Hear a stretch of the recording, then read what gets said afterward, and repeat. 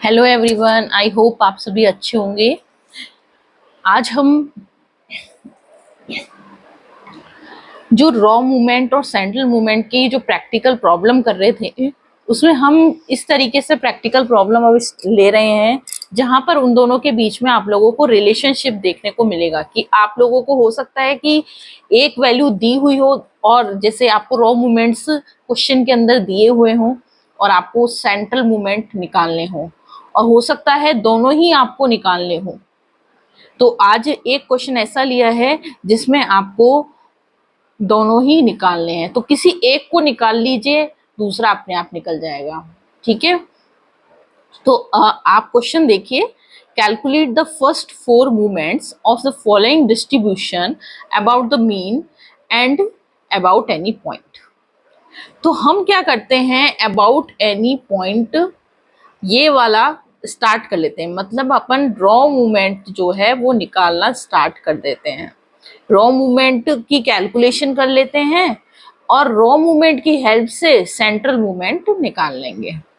ठीक है, तो रॉ मूवमेंट के लिए प्रीवियस जो आप लोगों ने वीडियो देखेंगे, सेम एज इट इज वही कैलकुलेशन जैसे रॉ मूवमेंट की अपन करते थे, बिल्कुल सेम वही है। सेंट्रल मूवमेंट भी आप इसी से निकाल सकते हैं, लेकिन हम क्या करेंगे, अभी रिलेशनशिप का यूज करेंगे। यदि एक ही क्वेश्चन में रॉ मूवमेंट भी पूछ लें और सेंट्रल मूवमेंट भी पूछ लें, तो ऐसे तो आप नहीं करोगे कि रॉ मूवमेंट की कैलकुलेशन कर रहे हो पहले, फिर सेंट्रल मूवमेंट की कैलकुलेशन कर रहे हो, तो ये तो हार्ड हो जाएगा, फिर फॉर्मूलों का क्या यूज है।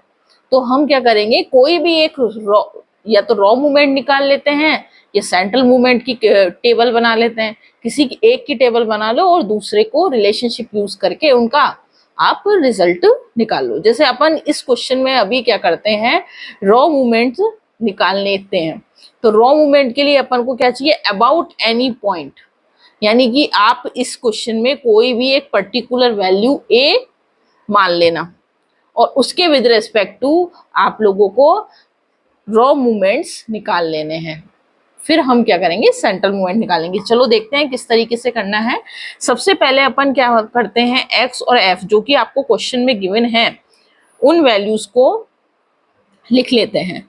0 1 2 3 4 5 6 7 8, ये आपके पास एक्स की वैल्यूज हो गई। ठीक है, जो क्वेश्चन में लिखा हुआ था। देन आप लोग एफ की वैल्यू 1 8 28 56 70 56 28 8 और 1, ये आपको वैल्यूज क्वेश्चन के अंदर दी हुई हैं। अब हम क्या निकालते हैं, अगर आप लोगों को फॉर्मूला याद हो म्यू आर डैश का, ठीक है, यानी कि रॉ मूवमेंट्स का, तो क्या फॉर्मूला था, 1/n summation f x minus a की पावर आर, ये आपका फॉर्मूला था। अब इसमें r की वैल्यू 1 रखो, 2 रखो, 3 रखो, 4 रखो, सारे फॉर्मूले बन जाएंगे। जैसे म्यू वन प्राइम का फॉर्मूला बन जाएगा 1/n summation f x minus a. Mu two prime 1/n summation f x minus a का square. Mu three prime 1/n into summation f x minus a का क्यूब। और mu four prime 1/n summation f x minus a की power 4। ये आपके फॉर्मूले हो गए। अब इस फॉर्मूले के अकॉर्डिंग आप लोगों को टेबल जनरेट करनी है। तो सबसे पहले अपन क्या करते हैं कि आप फॉर्मूले में देख रहे होंगे x माइनस ए, तो अपने पास x है, हम इस वाली लाइन में से, x वाली लाइन में से कोई भी एक पर्टिकुलर वैल्यू अज्यूम कर लेते हैं। यदि क्वेश्चन के अंदर गिवन होती तो हम क्वेश्चन वाली लेते, यदि क्वेश्चन के अंदर गिवन नहीं है तो आप अपनी मर्जी से कोई भी वैल्यू ले सकते हैं, लेकिन आप कोशिश करिएगा कि कोई भी जो भी वैल्यू आप लोग पिक करते हो वो सेंट्रल वैल्यू हो, तो कैलकुलेशन मिस्टेक होने के चांसेस बहुत ज्यादा कम होते हैं। लेकिन अगर आप जैसे ऊपर वाली, तो माइनस प्लस में बहुत ज्यादा मिस्टेक होगी आपकी, तो आप कोशिश करना कि बीच वाली सेंट्रल वैल्यू पिकअप करो। लेकिन अगर आप कोई और भी वैल्यू लेते तब भी सेम आंसर आता आपका। ठीक है, तो सबसे पहले बात करते हैं अपन x माइनस ए की। x की वैल्यूज दी हुई हैं, a की वैल्यू आपके पास ऑलरेडी आप लोगों ने अज्यूम कर ली है, वो है 4। तो 4 तो फिक्स हो गया, a फिक्स हो गया आपका। तो आपको सब्ट्रैक्ट करते चलना है, x की वैल्यू पुट करते चलो। 0 -4, 0 -4, -4, 1 -4, -3, 2 -4, -2, 3 -4, -1, 4 -4, 0, 5 -4, 1, 6 -4, 2, 7 -4, 3 और 8 -4, 4। ये आपके पास वैल्यूज हो गई। अब आपको x माइनस ए को किससे मल्टीप्लाई करना है? x माइनस ए को आपको एक वैल्यू f से मल्टीप्लाई करना है। तो f इंटू एक्स माइनस ए, ये आपके पास एक लाइन ये रही x माइनस ए की, और ये आपके पास फ्रीक्वेंसी की लाइन। तो f इंटू एक्स माइनस ए, तो -4, 8 इंटू -3, -24, 28 -2, 50, -56, माइनस का ध्यान रखना, 56 -1, -56, 0, 56, 28 2 जा 56, 8 3 जा 24 और 4 बन जा 4। ये नेक्स्ट कॉलम बना लेते हैं अपन। नेक्स्ट कॉलम बनेगा f into x minus a का स्क्वायर। आप देखिए आपको U2 प्राइम में क्या चाहिए? f into x minus a का स्क्वायर। तो f into x minus a का स्क्वायर का कॉलम बना लिया।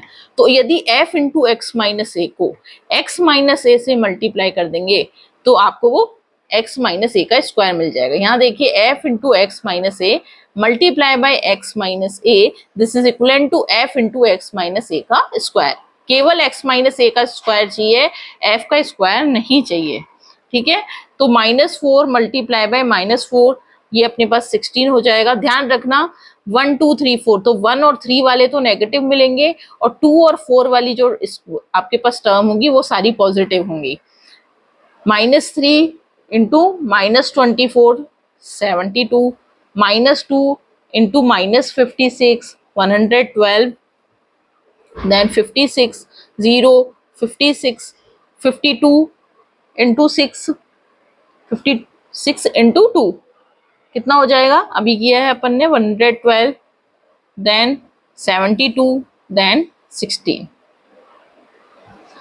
f into x minus a का क्यूब, तो f into x minus a के स्क्वायर को, इस वाली टर्म को जिसमें मैं सर्किल लगा रही हूँ राइट और सर्किल, इसको यदि x माइनस ए का क्यूब चाहिए आपको, ये स्क्वायर तो है, अगर एक बार x माइनस ए के से मल्टीप्लाई कर देंगे तो अपने पास x माइनस ए का क्यूब बन जाएगा। तो 16 minus 4, 16 minus 4 minus 64, -3 into 72, -216, -2 into 112, -224। Then आप लोग अपने पेन, कैलकुलेटर, कॉपी ये सब लेके बैठिए और फिर इसको तुरंत करते जाइए। खुद भी कैलकुलेशन करेंगे तो आप लोगों को पता होगा कि आप लोगों ने क्या मल्टीप्लाई किया था उस वक्त। 2 into 112, 224, 3 into 72, 216, 4 into 16, 64। f into x minus a की पावर 4 चाहिए आपको। यदि f into x minus a की क्यूब को यदि x माइनस ए से मल्टीप्लाई कर दिए जाए तो आप तो भी आपके पास f into x minus a की पावर 4 आ जाएगा। तो -64 इंटू -4 कितना हो गया? 256। अब पॉजिटिव आएंगी सारी संख्याएं। -3 into -216, 648, -2 into -224, 448, -1 into -56, 56, then 0, then 56, 224 into 2, ये ऑलरेडी अपन कर चुके हैं 448, ये देखिए ये कर चुके हैं अपन। ठीक है, सेम एज इट इज वही है 648 एंड देन 256।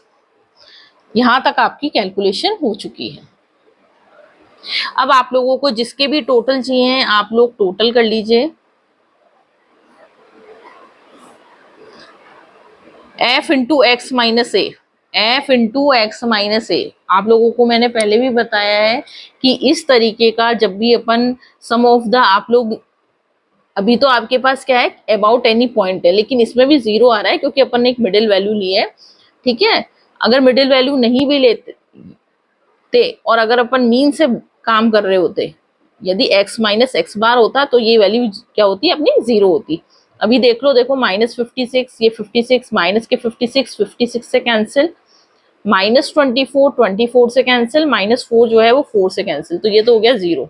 अगर ये जीरो है तो 0 बाय n, फ्रीक्वेंसी वाली लाइन का टोटल कर लीजिए, फ्रीक्वेंसी वाली लाइन का टोटल कर लीजिए, कैपिटल N होता है 256, तो 0 बाय 256 इक्वल टू 0, ठीक है।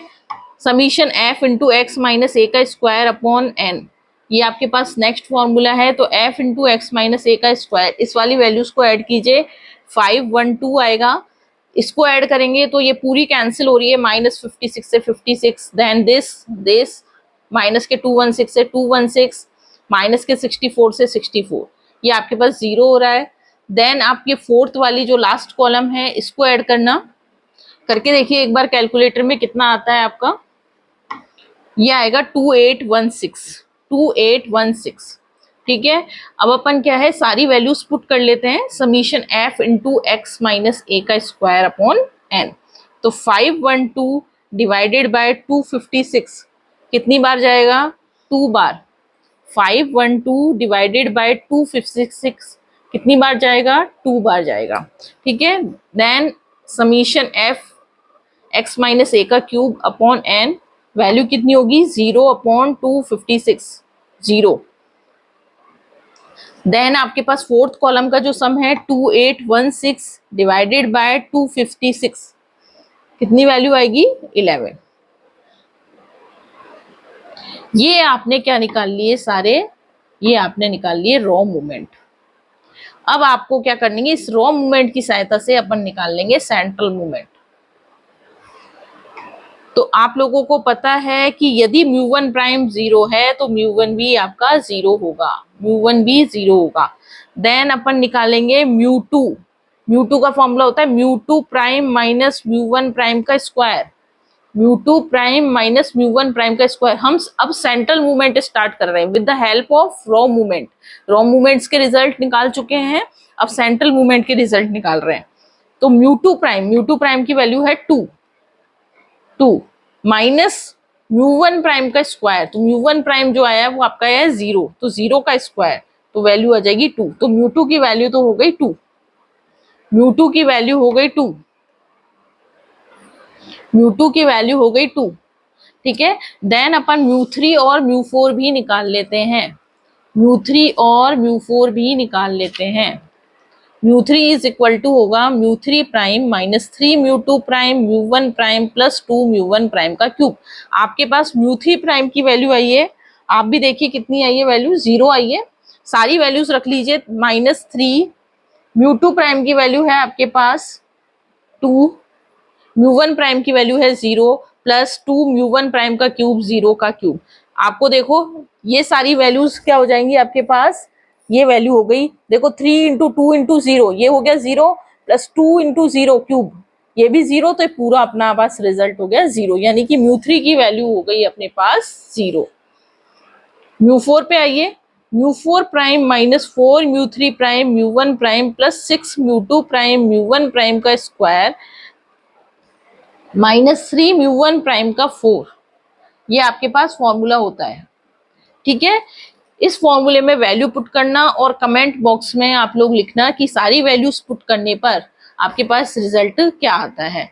ये इसका रिजल्ट आप लोगों को बताना है और कमेंट बॉक्स में लिखना है, ठीक है। और नेक्स्ट अपना जो रिलेशन बिटवीन ये जितने भी अपन का रॉ मूवमेंट और सेंट्रल मूवमेंट के क्वेश्चन थे ये अपने हो चुके हैं। आप लोग प्रैक्टिस करते रहिए। अगर आपको कोई क्वेश्चन नहीं आता है तो आप कमेंट बॉक्स में लिखकर पूछ सकते हैं।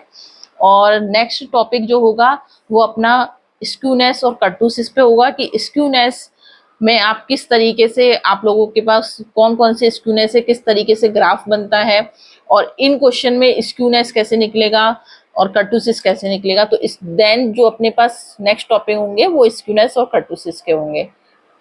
अगर वीडियो अच्छी लगती है तो लाइक करें और शेयर करें, सब्सक्राइब करें।